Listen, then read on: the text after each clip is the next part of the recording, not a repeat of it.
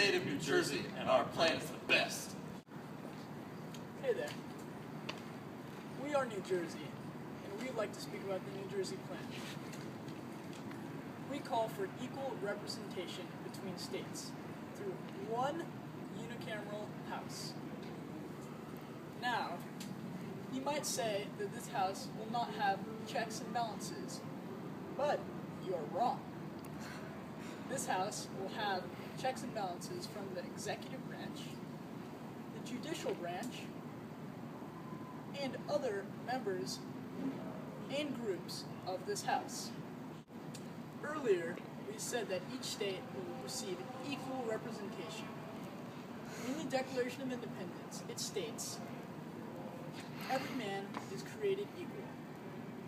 We believe that larger states should not get more voting power because this would allow smaller states' votes to get outnumbered, and smaller states would never get their say. Slavery. Let's take a minute to talk about that.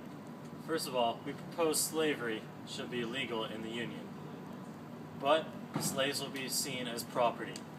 Thus, we can tax the property, which will discourage the slave trade and discourage southern plantation owners from getting more slaves.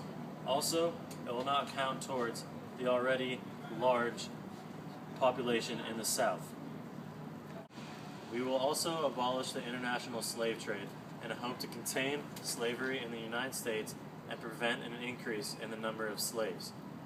Also, to help preserve the Union, all runaway slaves who make it to the North will be sent back to their rightful owners in the South. This returning of the slaves to the South will allow us to continue our taxation. Now let me be clear. The last portion of our three-pronged plan has to do with the executive branch. We, as the state of New Jersey, propose that the elective legislature appoint the executive branch. We propose this because not only will it maintain the equal representation that was established by having the same amount of representatives from each state. Also, it will keep the rabble-rousers from influencing such a momentous decision. Now, by rabble-rousers, I of course mean the uneducated farmers that inhabit a lot of our country. Events such as Shays' Rebellion show that the uneducated middle and lower class of farmers cannot understand the intricate nuances of running a country. If we are to not maintain a strong centralized government with smart and educated people running the government, our country would dissolve into chaos. Now, if a charismatic leader, such as Shay, was to assert himself during this chaos, he could reassert order, we would have on our hands a dictatorship. And that is not what we want because we just spent a number of years fighting for our freedom.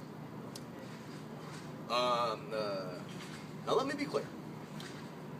This plan will not only eliminate the chance of the uneducated masses electing an official who might not know what they're doing or severely hurt our country, but it will also maintain the equal representation that we have established as part of our Declaration of Independence, that we are all equal humans. Slaves are legal, tax the slaves as they are property, eliminate the international slave trade, and return runaway slaves to the South. A unicameral equal representation. A executive branch that is appointed by the,